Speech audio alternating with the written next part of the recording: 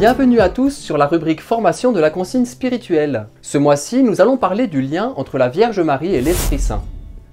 En préparant le grand jubilé de l'an 2000, Saint Jean-Paul II soulignait que ce jubilé était la fête de la rencontre décisive entre l'ordre de la vie du ciel et l'ordre de l'histoire de l'homme. À l'époque où nous vivons, il est difficile, même pour nous qui voulons pourtant être les amis du Christ, de vivre nos journées entièrement sous son regard, c'est-à-dire dans une attitude du cœur tournée et ouverte vers lui. Cette attitude décisive, la Vierge Marie l'a eue, et en cela elle est notre plus excellent modèle. À l'annonce de l'ange, la Vierge Marie dit « Ecce ».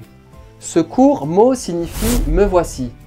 Il est le signe d'un acquiescement total. Par un mot, un seul, Marie se livre donc à la volonté divine de celui qui l'a choisi pour épouse. Le mystère de ce mariage spirituel entre la Vierge Marie et Dieu, entre plus précisément la Vierge Marie et l'Esprit Saint, scelle l'irruption du divin dans notre monde en proie à l'empire des ténèbres. En vertu de cette union, la Vierge Marie ne fait plus qu'un avec l'Esprit de Dieu. En effet, l'amour entre époux est une forme d'amour tout à fait particulière. Cet amour va beaucoup plus loin que la simple bienveillance, ou même que l'amitié. Quand bien même dans l'amitié, on peut déjà rencontrer une forme de don de soi à l'autre. Dans l'amour entre époux, cet abandon est exclusif et entier. Pour la Vierge Marie, cet amour implique logiquement la virginité physique et la virginité mystique, c'est-à-dire d'une part l'absence de rapport charnel avec quiconque et d'autre part, et indissociablement, une orientation volontaire totale de son esprit vers Dieu. Comme telle, la Vierge Marie nous apparaît donc réellement comme le plus excellent modèle de l'union à Dieu.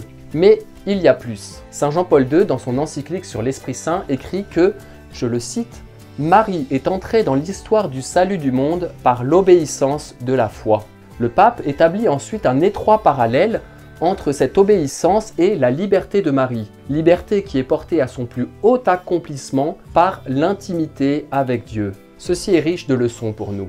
Nous disions tout à l'heure qu'il nous est difficile de garder notre cœur fixé sur Jésus dans le tumulte de nos journées. Mais accordons-nous réellement la première place à Dieu dans nos pensées, dans notre emploi du temps? Cela ne signifie pas que nous devons négliger notre emploi du temps, notre devoir d'État, qui peut parfois être légitimement très prenant. Cela signifie simplement que, comme Marie, nous devons ouvrir pleinement notre cœur à la présence de l'Esprit qui, dès lors, nous accompagnera en toutes choses. Nos vies en seront ainsi transformées et, comme avec Marie, ceux qui nous côtoient pourront s'exclamer « Bienheureux ou bienheureuse celui ou celle qui a cru ». Nous vous souhaitons un bon mois de novembre, encordé.